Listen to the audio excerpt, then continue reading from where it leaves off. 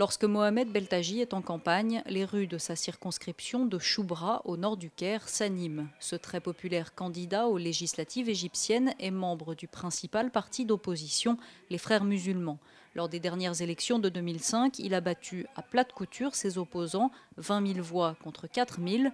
Comme le reste de la confrérie, ce médecin de profession doit en grande partie son succès à sa proximité avec les gens et à ses actions sociales. Il a opéré mon fils gratuitement. Il fait plein d'opérations gratuites pour les habitants de Bitnama. Il fait beaucoup de bien. Les Frères musulmans sont interdits en tant que parti politique. C'est donc sous le titre d'indépendant que Mohamed Beltaji se présente. Ils sont 130 dans ce cas, mais depuis plusieurs semaines, leur campagne est entravée et de nombreux militants sont arrêtés par les autorités. On a des possibilités de communication très limitées avec le public. On nous impose plein de restrictions, des conférences sont annulées, même pour rencontrer les gens dans la rue, c'est compliqué. Quand on va dans les cafés pour parler aux gens, le propriétaire est arrêté et le café est fermé.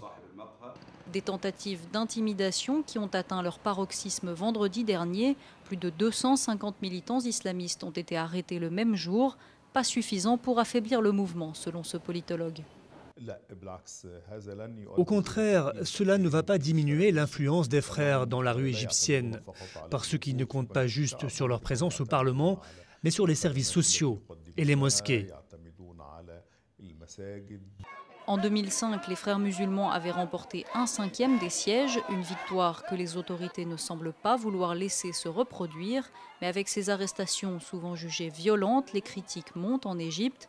Plusieurs ONG censées superviser les élections ont notamment menacé de boycotter le scrutin.